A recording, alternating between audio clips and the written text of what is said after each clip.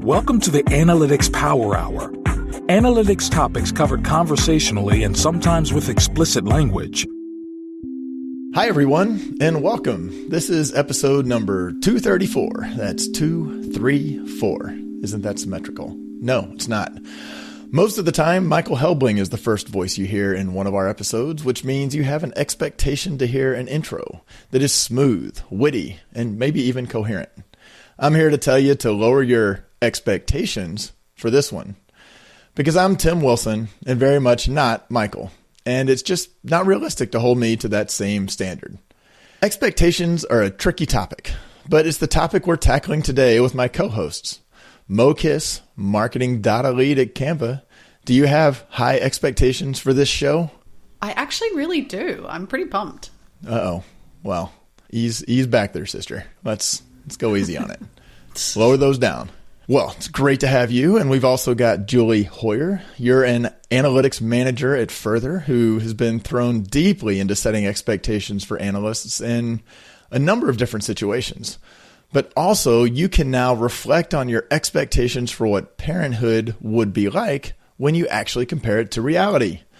That is my clunky, kind of non-Michael way of congratulating you on air on the healthy arrival of your daughter a few months ago. So welcome back to the microphone.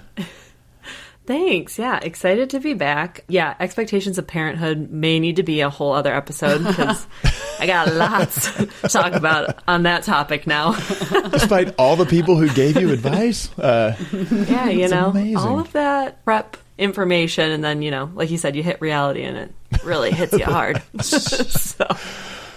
Well, we're glad to have you back. And if there's a screaming kid in the background, then, so be it. Those are more fun than barking dogs. All right.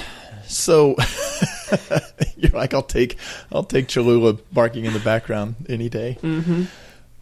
Okay. So what we're going to dive into on this episode is the challenge of setting clear and useful expectations for analysts. I've said it before. I'll say it again. The expectation of any analyst should really just be, do your fucking job. But that simplistic and admittedly somewhat profane decree isn't very useful if it's not clear to the analyst what the job actually is. So we've hit on kind of various aspects of this in past episodes, but we decided to address it head on in this one and see where that takes us. So with that, Mo, maybe you can kick us off here. When you have a new analyst joining your team, how do you actually go about making it clear to them what your expectations are of them in the role when they roll on? Do you sit down and have a formal discussion with them? I guess the thing is that there are a couple different ways you can think about this, about like making clear what your expectations are, because in my head, there are like the company expectations of like what that role is. And I'm really lucky that we have really kind of a really robust framework that helps me and all of the coaches at Canva with that in terms of like the different levels of like craft and communication and leadership skills we expect to see from analysts at different levels. But then you also have your personal expectations. And I'm working out over time that I definitely do have, I guess, personal expectations that aren't, I guess, like articulated in our HR stuff, but like I guess we would all probably agree are things that you would expect to see in analysts. This is like how Mo likes her coffee, when she wants her coffee, how many sugars in the coffee. No, I'm thinking more like, so like two very clear examples for me are like communication skills and curiosity. Those are kind of like two areas that I would expect to see a person like always evolving and trying to improve. And that doesn't mean that I have like a like standard of everyone needs to do it this way or whatever, but it's more like that they're striving to improve those areas over time.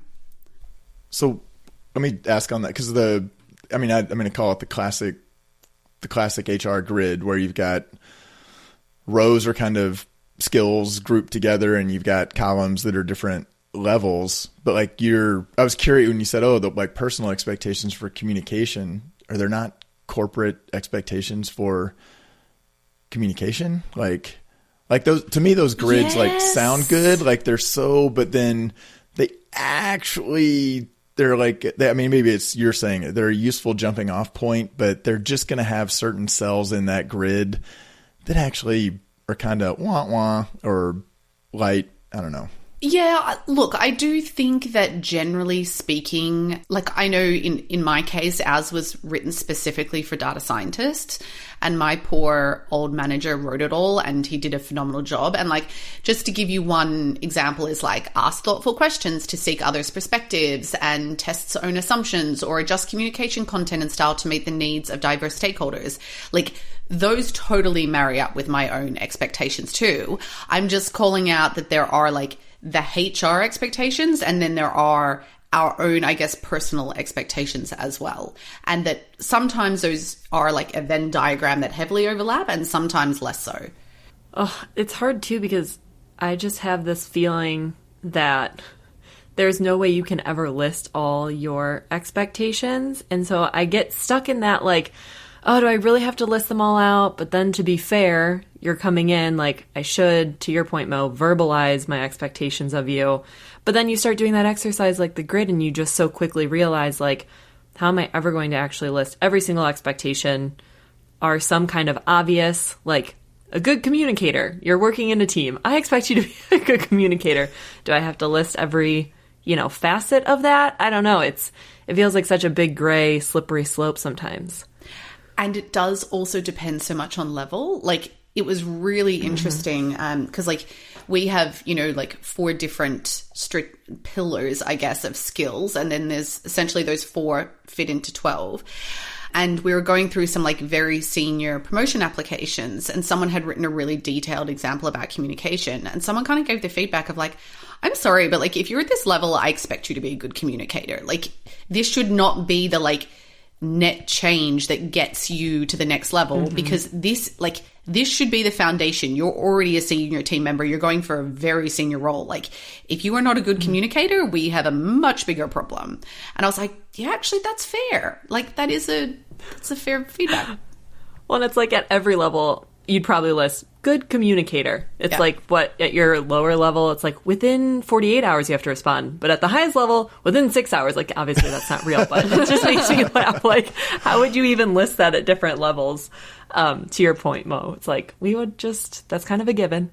Well, but it seems like effective communication skills is in like every job description. But Mo, you kind of called out you want to see forward progress. So there's like a little bit of it of something like communication, or maybe even curiosity. Like, well, I'll know it when I see it, and I want you to care about it. I want you to recognize that communication is important, which means I want you to be conscious that it like there's a whole set of, there is the tactical, you have to spell check your written communication. You have to not have typos in your presentation. Like, that does feel like way, way down in the weeds. I mean, if somebody's not doing that, you can pull them in and say, dude, like, there will be half the people in the room cannot look past that typo. You have got to figure out a way. This is the 4th time there's been a typo, I guess. I don't know.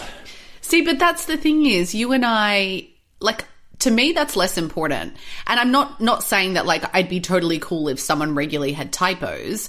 And it's obviously like we're not client facing, which is a very big difference as well. Because like sometimes we're working super fast. I'm like, someone has a typo, like not ideal, but like generally it goes through a few sets of eyes and I would just expect someone along the way to pick it up. I wouldn't necessarily be like, that's a core thing that I expect. But, I'm trying to think of like something that really would like ick me the same way that typo probably would bug you. Like, I'm trying to think of an example that would like rile me up, and I right now. Well, I wouldn't. I like if the typo made it all the way through to something, and I pointed it out, and somebody was like, I mean, it would actually be the response to the typo, because I mean, I'll make the case that if there's a typo in it, then you're potentially, well, who's to say there wasn't a typo in my SQL? Who's to say that I didn't overlook? Like, there is a communication, but that's again back to the more junior is probably going through more reviews. It's unlikely to get out there, and then our company culture. I don't know. This actually brings me a little bit to the expectations you hold yourself to, because having not directly worked with you, Mo, but except in the podcast, like I've seen a lot and worked with Julie, like they're... And I feel like he never wants to work with me ever. Well, but if you hold yourself to, you have your own expectations that you hold yourself to. And do you run into a challenge where you say, well, I hold myself to this expectation, and it's pretty easy to get into a mode of saying, this is the expectation I hold myself to, and is it fair to hold others to that? Who says that that's a reasonable expectation? All right, it's time to step away from the show for a quick word about Piwik Pro. Tim, tell us about it. Well, Piwik Pro is easy to implement, easy to use, and reminiscent of Google's Universal Analytics in a lot of ways. I love that it's got basic data views for less technical users, but it keeps advanced features like segmentation, custom reporting, and calculated metrics for power users. We're running Piwik Pro's free plan on the podcast website, but they also have a paid plan that adds scale and some additional features. That's right. So head over to piwik.pro and check them out for yourself. Get started with their free plan. That's piwik.pro. All right, let's get back to the show. Okay, I figured it out. I figured out the thing I think that really riles me up. But to your point, Tim, I'm not sure I hold, well, no. Okay, maybe I do hold the same expectation of myself. The thing that really bugs me is speed of delivery.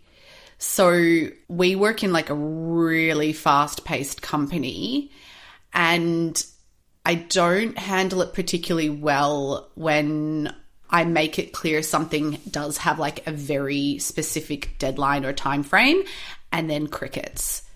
Like I really don't handle that well, because normally I've communicated to other people what the timeline is, or I know what the deadline is or whatever. And so I do find I'm pretty good with setting those expectations. The only thing I would say is like, it's pretty hard in a company that moves that fast, because then you have a tendency to be like, well, everything's urgent, and it isn't. But that is an expectation that I would say is pretty firm and don't respond well to when it's not met. But you're saying that, is that kind of at a task level, that if you set an expectation, if you are clear that there is a hard deadline on this and that gets ignored, there may be other tasks where hopefully you're not falling into the trap of everything has it. So is there like the Uber expectation that if we have a hard deadline for something, then we need to treat it really seriously, and we need to communicate early and often if that deadline is in jeopardy? We can't wait until the deadline hits and then say, oopsie.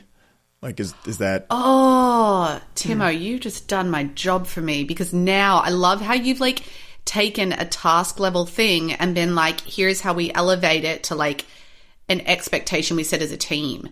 Ooh. So, dear listener, I just want you to know that we have cut the first time that Mo referred to me as Timo.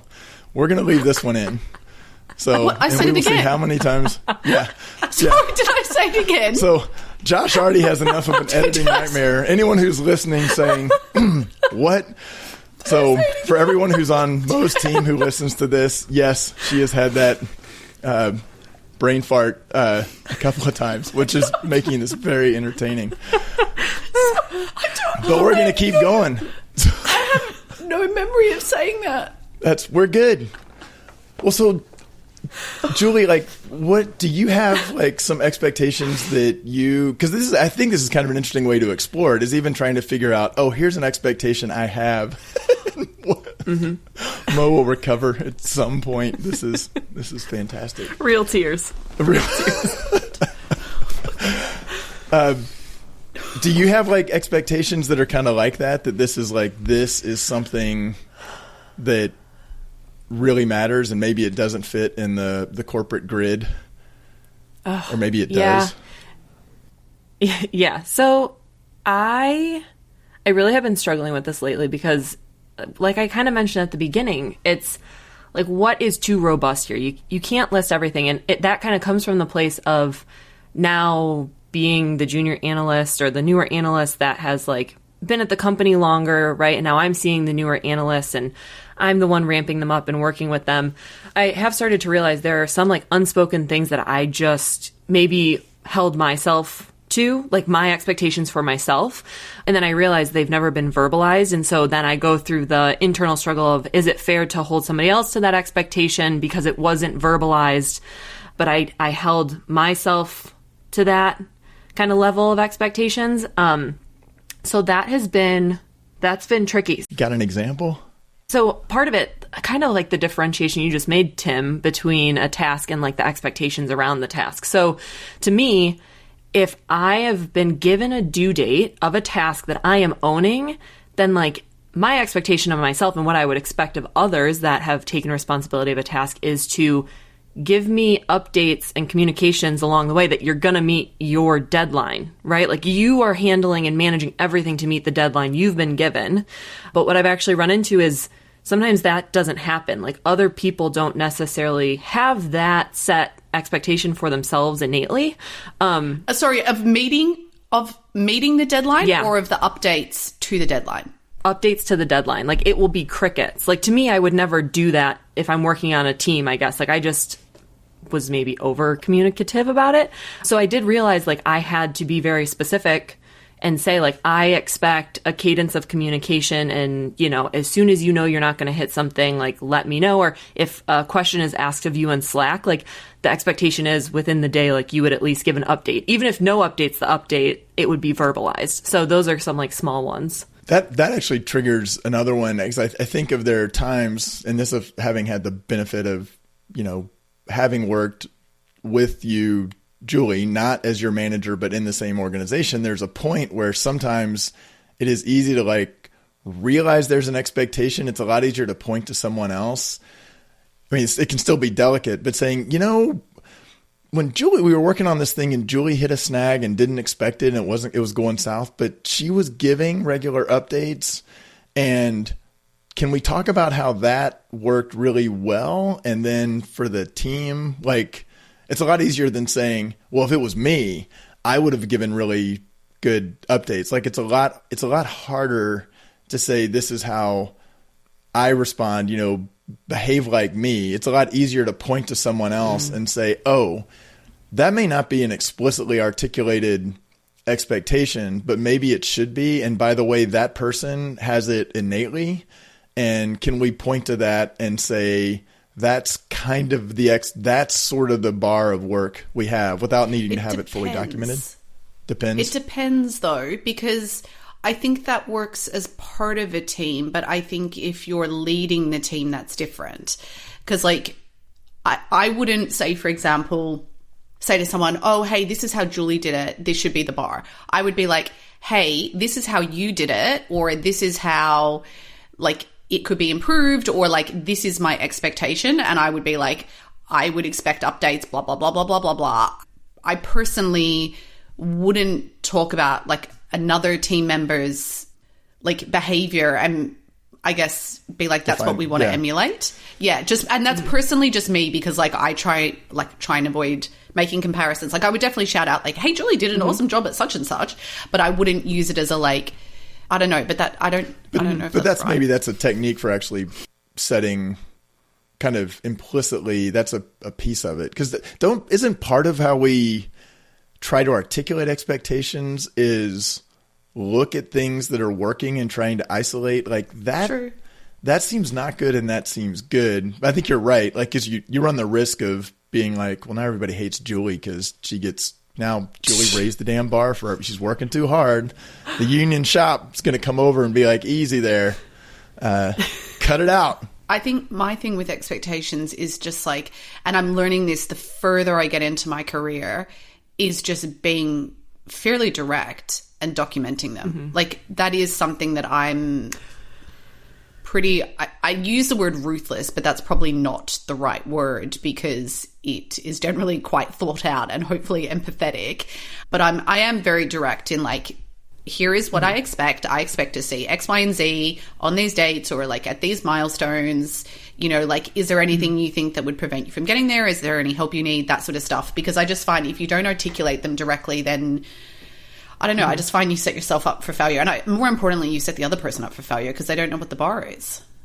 So now we had this in the pre-show chatter a little bit, because we're saying expectation. That to me feels like task expectations as opposed to role expectations, like being right. I mean, and is that, and I mean, I think that's probably a fair thing if I'm handing a task to one person or working with them, I know them, I may figure out what kind of their blind spots are. I can probably come up with the subset of remember, whether it's spell check your work or please give me updates. I got to be really explicit of what I expect. If you do the superset of that for the whole team, all of a sudden you have this huge monster document and nobody can kind of perceive it. So I feel like we're hitting on that. I do both. Yeah. Okay. I would do both. Like, I think there's task expectations and then there's role expectations. I think the unfortunate thing, and I've actually been thinking a lot about this lately because is a conversation I've been having, particularly with some of my leads, is like, often we only have those role expectation conversations when things aren't going well. As in like, hey, we need to have a chat. We need to talk about your role. And like, here are my expectations of how you're performing at this role, yada, yada, yada. And we actually like should be having those conversations regularly, even if people are doing well. And that's a practice that I'm trying to get myself in the habit of like, let's recap every like 6 months when we're doing your growth chat. Let's revisit what the expectations are that we have for your role and what that looks like. Which presumably the more it's been voiced and repeated in one-on-one or small group settings, the more the whole group kind of collectively knows that. And that takes a little bit of a burden off the leader to be calling it out because the group has kind of culturally absorbed the expectations. Maybe. Do you think you can have high performance without setting clear expectations, or do you think they go hand in hand? I think if the person, if their innate internal expectations happen to align very well with the role, I think they can individually perform quite well. Mm-hmm. I would agree. And I was even wondering, like, kind of to what you were just saying, Tim, like when expectations have been set so clearly for a large group and then it becomes the norm and it doesn't have to be talked about, repetitively because it's like a known thing. It's a standard. People are performing to it. And you bring one new person in and you maybe iterate the expectations once because they're documented, no matter how big the document is or small, whatever. But then they're functioning within that, right? It's almost like part of the normal like culture, the way people function. And then I almost wonder on the other side, are expectations more crucial to reiterate and talk about constantly if you have like more disparate group of people or a lot of new people at once, right? And it's like you haven't set kind of that normal bar yet.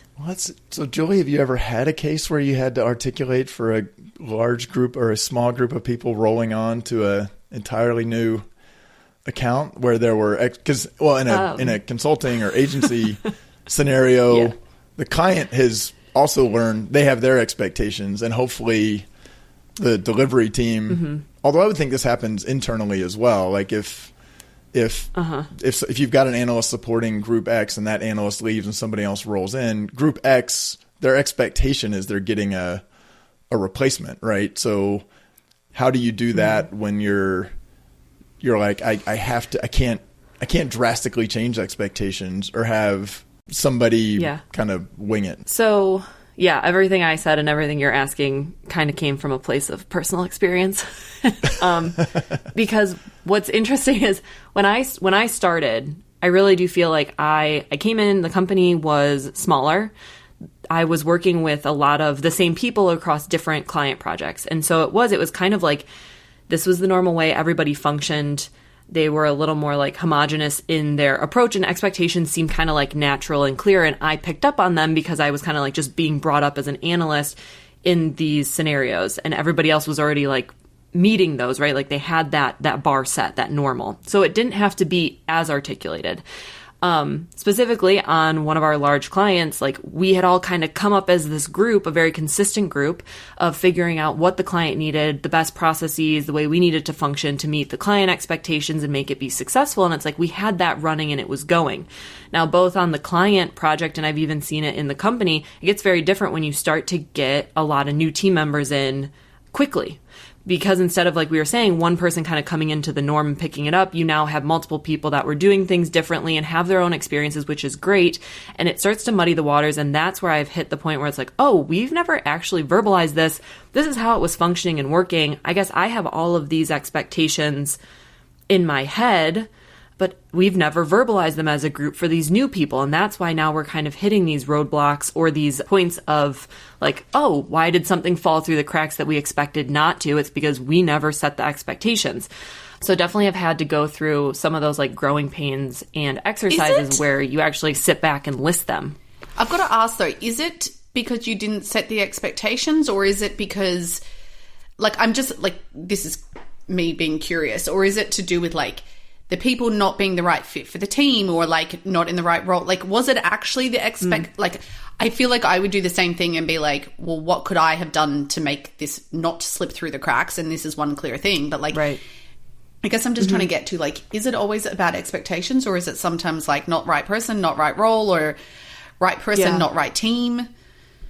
I think the setting expectation exercise where you list it out, that's like the pivotal point where you're going to find out. You're going to find out that either you can manage the situation and find success, and that person just needed the guidance, and like you guys just needed that communication and clarity to get on the same page, or you're going to set it and they're still not going to meet it. And then I feel like you're going to know, okay, it just wasn't the right fit. That's fine. Now we know. Now we can like change it up. What's better for the person, what's better for the team. But I will say the one slippery slope that I found too is like, I don't want to set so many expectations, because to your point, Mo, like my first thing is going to be, what did I do wrong? What can I do better to fix the situation? Let's list the expectations.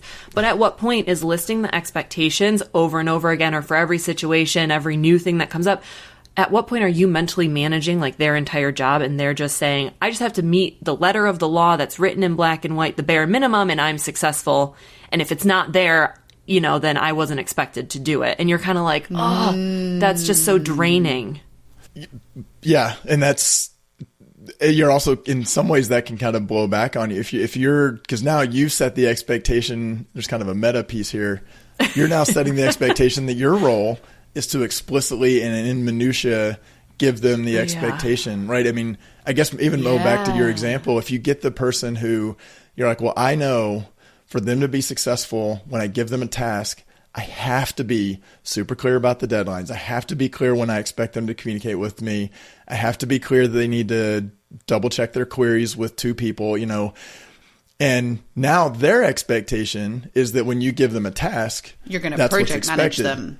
You're going to do all that. And then you're in this kind of a death spiral when you try to sit them down and say, I don't know that you're a good fit for the job. Like you totally dropped the ball on that one. They're like, yeah, but you didn't tell me that. And the funny thing is that one of my other expectations, particularly of senior staff, is autonomy, is the ability to operate and own your work mostly end to end. Like I would expect that most senior staff can do 95% of their job on their own, and that there are other portions, either they're going to benefit from looping someone else in or whatever, but they can manage their own work. And what we're talking about is like, there's a fine line between setting expectations and starting to almost manage someone's work for them, which is, really slippery slope.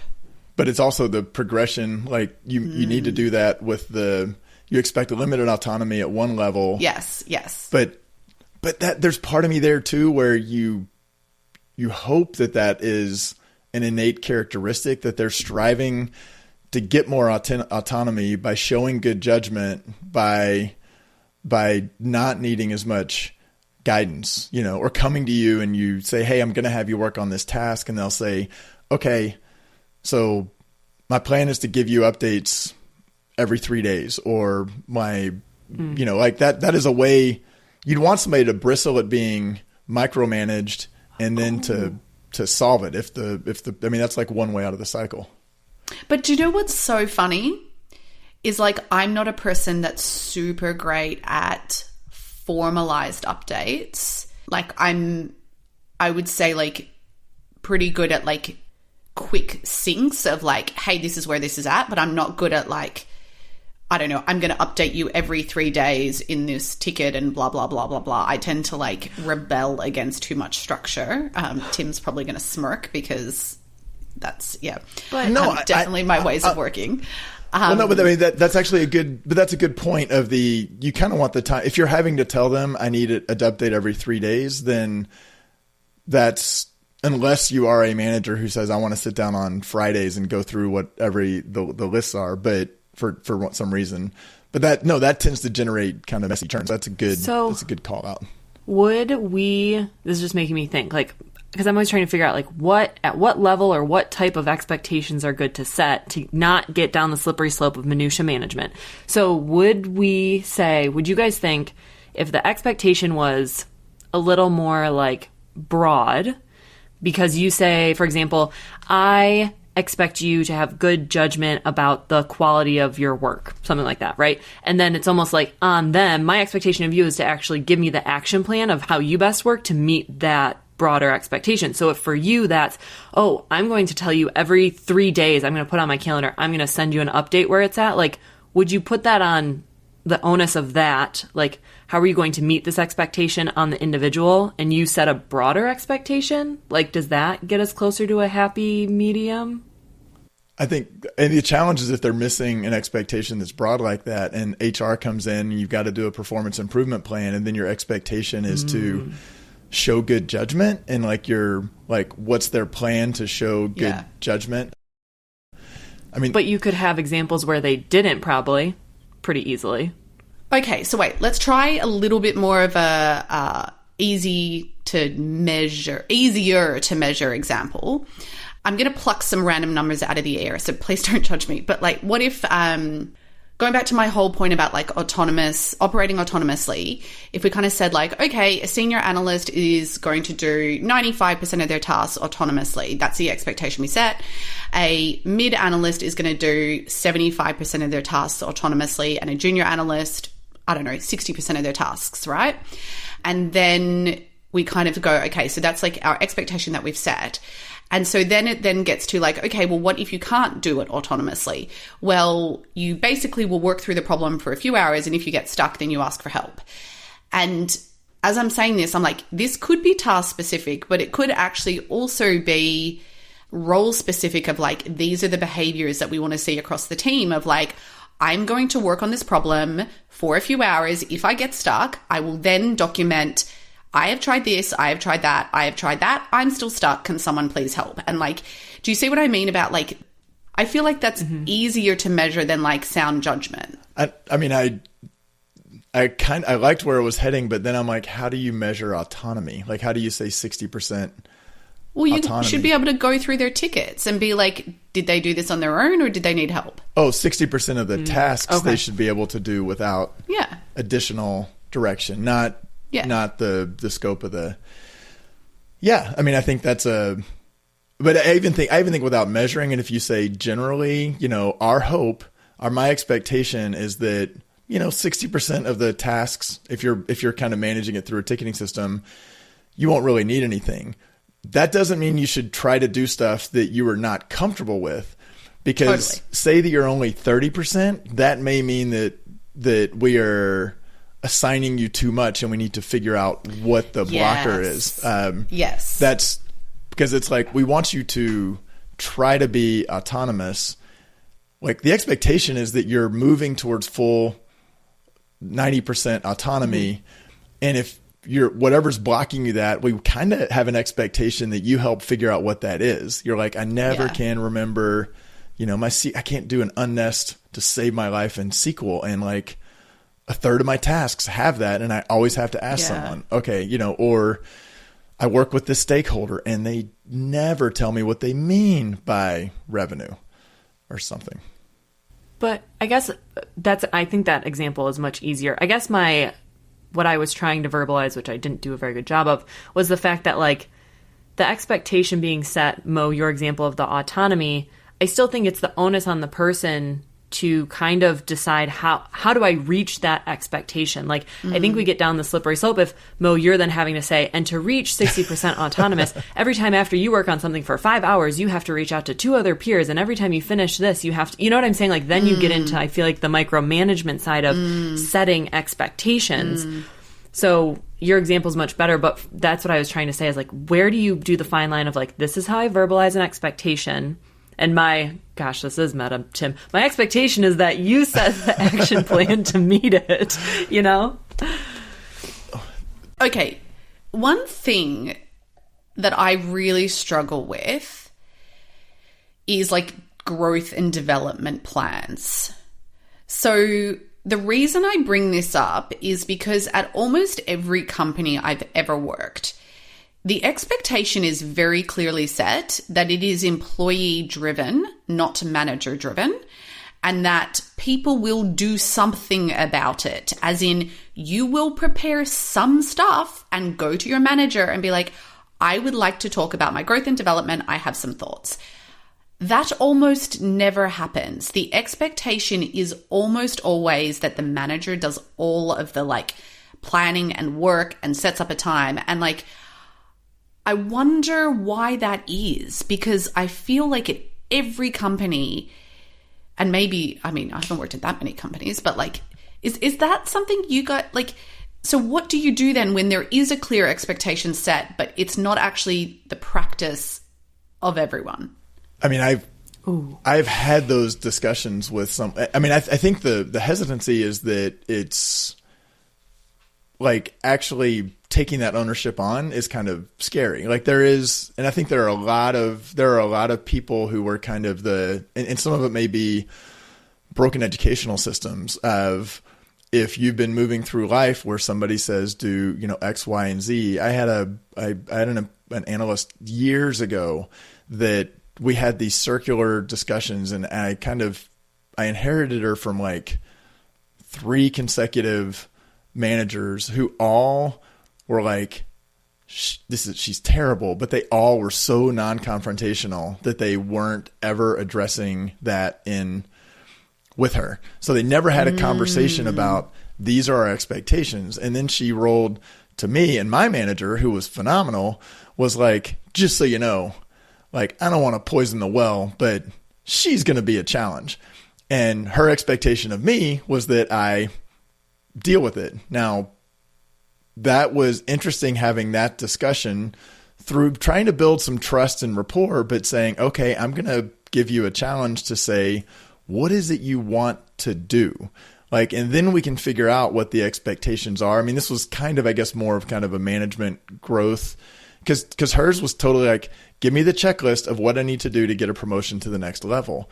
And those are like, I mean, part of one of the reasons I fled from management was like, oh my God, like I don't even know how to respond when that makes me cringe, you know? And so, I mean, that's kind of my reaction. I'm like, I can't, unless you know what you really want to do and you really like, and things that you recognize. I mean, I don't know, there's a discussion, but when that gets thrown onto the manager, it's like, well, that's not reasonable. And that's where, what Now Discover Your Strengths would talk about. That is why the people who are not innately motivated and trying to figure out what the expectations are and working towards them will suck down the time of managers so heavily. That's I don't know. It's not a good answer, but it was a good example. I'm just not following the relevance, like in terms of yeah, like you didn't meet her expectations, Tim. I'm extra spicy today, like, let's be real. Like, you saying that the expectations were put on you to handle it. No, well, the expectation on me was like, you're going to have to work with her. But then, coming from her, she was like, tell me very, very prescriptively, similar to what Julie was saying earlier. Yeah. Like, basically was give me the very specific, and once you get to a very specific, you know, checklist, well, then the stuff that's being done is pretty small, right? This was not My expectation is that you show good judgment. My expectation is that I'll steal one that But Julie this is where stuff starts to get fluffy, right? Because like for me, if someone's like, oh, I want to be promoted, like one of my unspoken expectations would be like, guess what? You just pick up shit and you run with it. Like you swim outside of your lane. Sometimes you pick up stuff to solve a problem for the team that is not directly your responsibility, because that's what part of like being a lead in the team is, right? And like I would probably never articulate that to someone, but I would definitely notice and see that and call it out if I did see it. Well, but I mean, there's a lot of like when it comes to like skill, like assessments with an annual or semi-annual review, where it's like, okay, for this thing, does not meet expectations, meets expectations, exceed expectations. I mean, the logic is that, well, if you want to move up, you need to be exceeding expectations, because in general, exceeding expectations for autonomy is meeting expectations for the next level. And it's totally fair to say you have to be demonstrating some level of work at that higher level in order to move up to it. To exceed expectations, you may need to try to push yourself. So, yeah. I don't know. I think why that one's so hard is the idea of like you can lead a horse to water type thing. Like I do think once you have to verbalize it, and then if they don't do anything about it, unfortunately, like that is kind of on them for the growth development part. And if they are waiting for their manager to bring it to them, I don't think it's on the manager to go and do it for them. I think then they kind of naturally are the people that don't move up. So I've had someone who I know is going to listen to this show be like, I haven't had a growth plan. And I was like, cool. So this time I have a template and I've sent it to every single person that reports to me. And I'm like, here is a template. I would like you to fill it out by the time we meet next week. It just has to be a draft, but I would like you to fill it out, and then can you put an hour in my diary for us to discuss your growth plan? And if you don't like this format, you can use any other format you like. I don't mind. But like, here you go. Here's a template. You set up the time. Because I'm like, I don't know. I'll report back. But if that's So anyone on Mo's team, if you could get into Slack and tell everybody that they need to go to Mo and say, I can't believe you were talking about me, whether they listen to the show or not, that would be awesome.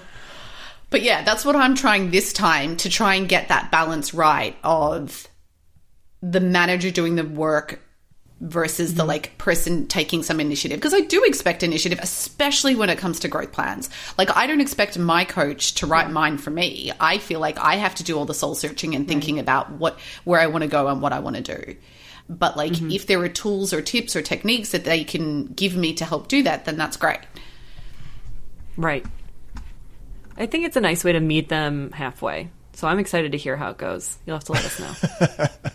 We'll do a Redux episode. So I'm going to shift and we're kind of starting to get a little low on time. So I'm going to do something because I happen to know, and this is like totally cheating inside. Julie had like kind of a pretty fantastic partial list of some expectations she has. And Mo has kind of lobbed a few out.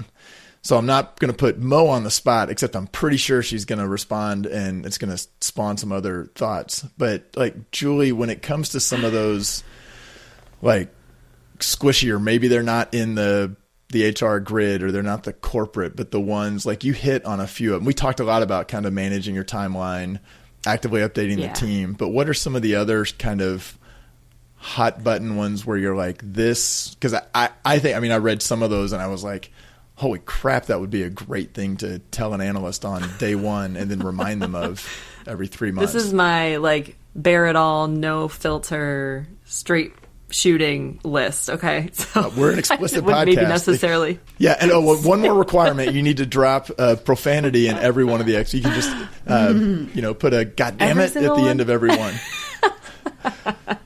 I'll do my best to at least drop one in there for one of them. All right, let's see. My big one is don't pretend you don't know things. Doesn't matter if you're on a client call, internal team. Like, if you don't know something, it's okay to say you don't know and just like own how are you going to figure it out. Like, go ask for help. Go look it up. Maybe it's something you can Google. That's fine. But just like don't hide that you don't know it. I hate that. And I think it's really damaging for both parties. Another one is if you are going off and doing a task, like, you better be able to explain and tell me why you're doing it that way. Like, I don't want you to come back and be like, well, I clicked some buttons and I found some numbers. Like, why? Like, why the hell did you do it that way? You should be able to verbalize that. You had some thought process behind it. Sorry. Oh, yep. Just to be clear. I knew it. It's totally fine for them to verbalize it. Are there ever situations where you expect them to document it? That was my next one. Clearly document your work. You're so good. We're on the same wavelength. Yeah, because exactly that. Like, one, you're probably going to do something similar. So, like, make it easy on yourself the next time. But also just, like, there's going to be someone else coming into your shoes, or you have to train, or you have to pass this along, or you go on maternity leave, right? Like, document what you did and why you did it. Because nobody wants to rework stuff. That's just annoying. Oh, one of my big ones. Triple check yourself. Like, I shouldn't tell you to triple check your work. Like, as an analyst, it should, like, hurt your soul if your number is wrong. And you should do everything in your power to make sure before you show it to someone that it was right. That just blows my mind when people are like, here was my first try. And you're like, whoa, did you think about it this way? And it's just completely wrong. Triangulate, come at it from another direction, to sanity check it. Yeah. Like, just give it a second. Like, should it be in the thousands, or does it make sense that it really should be, like, in the millions? You know, like, gut checks even. Oh, and my last one, my big one. Don't fucking make me check your fonts, your margins, your spellings, or your colors in a final deck. That's so fair. I hate that. I hate that. I'll do it once. I will do it once and not say anything. But if it happens over and over again, that starts to really get me. See, I find I do a lot of that last run through the deck myself, but it's because I have very specific ideas in my head of what I want.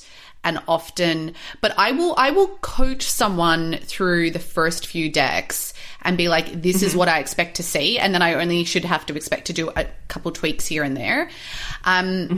One that I have that is completely unwritten, but when I see people in my team not do it, I like, because I harp on about it so fucking much. It's in, like, everything is about using insights headings, or, like, the McKinsey title. Like, if it's on slides, if it's in a write-up, I don't care what format you're communicating. If it's in Slack, you should have bolded your key points. And I also feel the same way about a TLDR at the start of stuff.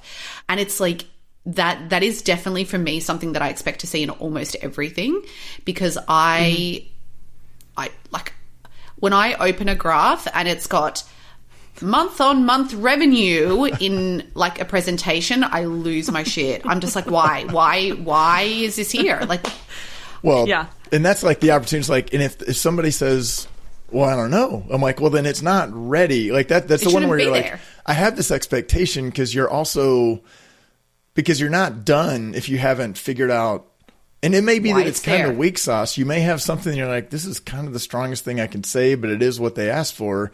But that's part of that, like, slowing down and taking a breath. Like, I feel like that's this other expectation, the tension between, like, Mo, we started off with you talking about fast paced, hard deadlines, got to deliver, but then you've got to counter that with, like, it's easy to get sucked into the world of, well, do I need to deliver something of value that's high quality that I have faith in, or do I need to hit the deadline? And there is a tension there, but you better not be hitting a deadline with unhelpful garbage. Yeah, it's funny, because actually, Julie, I don't, as much as I feel like we're aligned when we talk, when I look at your list, I wouldn't have put most of those things on my list. Really? I feel like mine are squishier.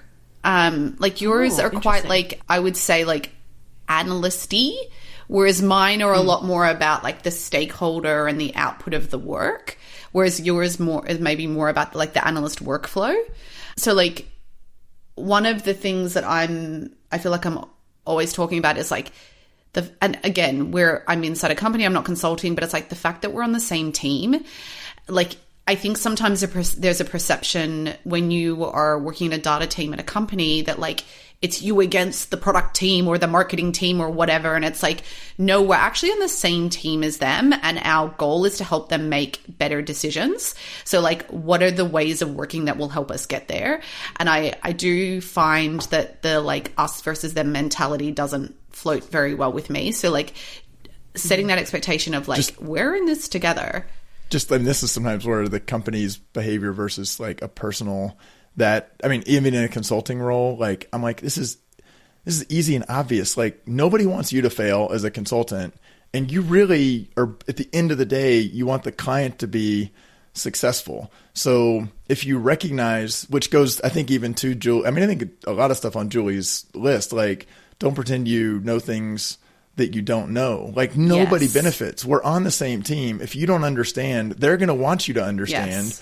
If it's something you need to understand about the business or something to understand elsewhere. So I think we're on the same team. Like, what are we trying to do? We're trying to drive a positive result, and let's check the ego or the hiding or the pointing fingers at the door. So, and maybe I'll just share one last one that wasn't on Julie's list is I do expect people to keep asking questions or ask for more information if something's not clear. Like nothing bugs me more than when someone's given a task and they go off and start it. And then I'm like, why are you doing this? Or like, what's the outcome? Or like, and they're like, well, I don't know. This is all I got. And I'm like, then you didn't have a long enough conversation. Like you need to keep going back and asking why until you understand why you're doing what you're doing and like the context that you need to be able to do that task well.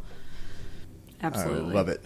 All right. Well, we could go on quite a while on this. That was a fun list. So hopefully, I dropped one expletive.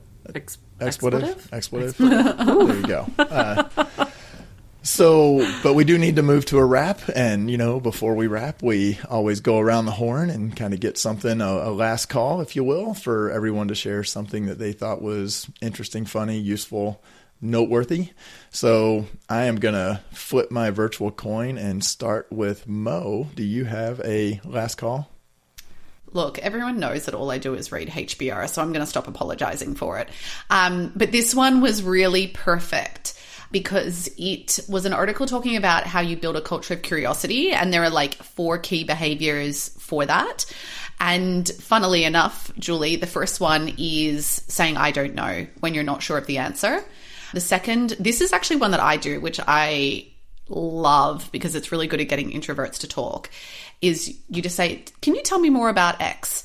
So like, let's say they explain a concept and often I do it when I don't want to admit I don't know, or like I'm not confident saying I don't know. I'll just be like, oh, can you tell me more about that project, as a way of like just getting them to keep talking. Saying to people that I understand that you're more than your job. So like acknowledging that like there's life outside of just the work. What? And get out of here. Who else has something to share? Which again, I think is a really nice thing when you're in like a group with lots of introverts who sometimes need like an open door to walk through to kind of like share. That's a great one. But yeah, I don't know. I really liked it. Nice. My daughter liked to pull that if we were like jogging together. She was like, and who has anything to share with the group? And it was just the two of us. It would always crack me up. Which was usually her like dribble on with some stupid nonsense so that I'm not thinking about running. What about you, That's Julie? Clever. What's your last call? My last call is actually an app that I've been using since I had my daughter, because when you have newborns, they want you to track everything. And then, I'm a data person. I just like couldn't stop myself. So I just kept going. It's called Huckleberry. It's actually really helpful. Both me and my husband can be logged into it. We can start the sleep timer, stop it. I'm like, when the heck did she last, eat? I can't remember. The days blend together. I can look back at the app. So super helpful just in general, but also on the other side, I love the data. And one small anecdote I will share is because I'm a data person, I was like holding on so much to like, I want this data set. I don't know why. Like, it'd be fun to do something later. My sister did. Oh my gosh. I need to know. No, I need to know all the details. She analyzed hers. Oh. Yeah, she did a whole bunch of analysis. See, that's amazing. But for my own sanity, I had to let go of tracking the diapers a couple weeks ago. And I will say, I feel much freer as a mom. Let go of the diapers. Yeah. Just do sleep and milk. Let go of the Yes. diapers, but not after you've tucked the sides in and made it into a little ball. Like, Right. Don't let go of the diaper itself too soon. The diapers are too much. Too much. Yeah. So I feel much freer just doing eating and sleeping. It's been great. I'm excited. Hopefully I'll do something with the data set at one point and maybe hit up Val for hers because I'm pretty sure she did that too. And we'll just get a bunch of moms' data sets. Oh, wow. You were all such nerds. My husband won't even use it. It's really freaking annoying. I do have to ask my husband all the time, so did you log it? start that? He's like, I forgot. I'm like, According to this, I feel the same. I might have to report you to CPS. According to the data, you have not logged. Jesus Christ. I did, by the way, I took my swarm check-ins this year and have had all sorts of fun with the visualizing of my travel. So that was a simple self-quantification. But I think if I visualized my baby's sleep, I would probably cry. yeah, maybe wait on that one. Yeah, it's like but, too close to home still. And what about you, Tim? So mine is kind of an oldie but a goodie that I finally got around to, which is Annie Duke's first book, Thinking in Bets, which I've followed her for years, have listened to her stuff, read her stuff, knew the basic premise of the book, Thinking in Bets, but one of the trips I was taking, I actually had the physical copy, and there is so much gold in that book when it comes to kind of recognizing skill versus luck, but to me, kind of understanding how human cognition works. And to me, it applies very much to analytics and setting your expectations and recognizing that a bad outcome doesn't mean that it was a bad decision. I kind of want every business partner that I work with to read it. And then just naturally, she says uncertainty a lot. It's thinking in bets. She's like, the gambling is uncertain, but life is uncertain. So actually, yeah. So it was just I was kind of highlighting in the book saying, God, there's so many things that are smart examples that are kind of obvious in hindsight, but they're also obvious how much we get tripped up in life. So that was her first book. It's not her latest book, but I thought it was really useful and enjoyable. So with that, I have to do a Michael Helbling smooth wrap up, but I also get to insert the expectations I have for him that he always ignores, which is to remind people that if you want a sticker for the podcast, you can go to bit.ly/APH-stickers and you can request free stickers. Our fulfillment house will get them right over to you within 2 to 3 weeks. And we haven't asked in a while, but we'd love to get a review if you enjoy the show and you listen on an app or somewhere, or even if you don't, but you can go to the Apple podcast store and leave a review. We do kind of enjoy seeing those, and everybody on podcast says that those help other people find the show, but no one's ever produced evidence that that's actually the case. But so just do it for our egos, to destroy them or to boost them up, either way. No show would be complete without thanking our stalwart, see if I used that word correctly, producer, Josh Crowhurst, who just know that Josh is earning every cent that he does not get paid on this episode. He's going to have some fun splicing things together. So sometimes they're smooth. Sometimes the internet is not cooperating. And just know that if this sounded like a smooth episode, that was Josh working his magic. That's right, Timo. So we always love to hear from listeners. So you can find any of us or us as a group on LinkedIn, on the rapidly torching itself Bird social media app, or on the Measure Slack. We're easy to find. We love to hear from people. We have gotten show suggestions. We have made connections, and we always love to hear from everyone. So with that, for myself, for Julie Hoyer, for Mo Kiss, it's important to inspect what your own expectations are, but what we expect is that you always keep analyzing. Thanks for listening. Let's keep the conversation going with your comments, suggestions, and questions on Twitter at @AnalyticsHour, on the web at analyticshour.io, our LinkedIn group, and the Measure Chat Slack group. Music for the podcast by Josh Crowhurst. So smart guys wanted to fit in. So they made up a term called analytics. Analytics don't work. I love Venn diagrams. It's just something about those three circles and the analysis about where there is the intersection, right? So Val was like losing her voice the last time we talked. And I now, in the last like 24 hours, I'm starting to go croaky. But maybe that'll just be my Michael Helpling sexy radio voice. Oh, I was just thinking it. See, aren't you glad I was recording for that? Yeah. Oh, crap. Man, when you lose the power. Yeah, how did that? Oh, it must be because my headphones were jacked up again. So I bet when I turned it off, yeah, you want to stop and we'll. Okay, so no one say anything funny. I'm trying to hold it. Okay, I figured out my one that bugs me, that I have expectations on, that like really riles me up. And what's really interesting, Timo, oh my god, I've lost the fucking plot. I just called you Timo. I did wonder about that. I'll take it. I've been called worse. Rock flag, and there's no O in my name.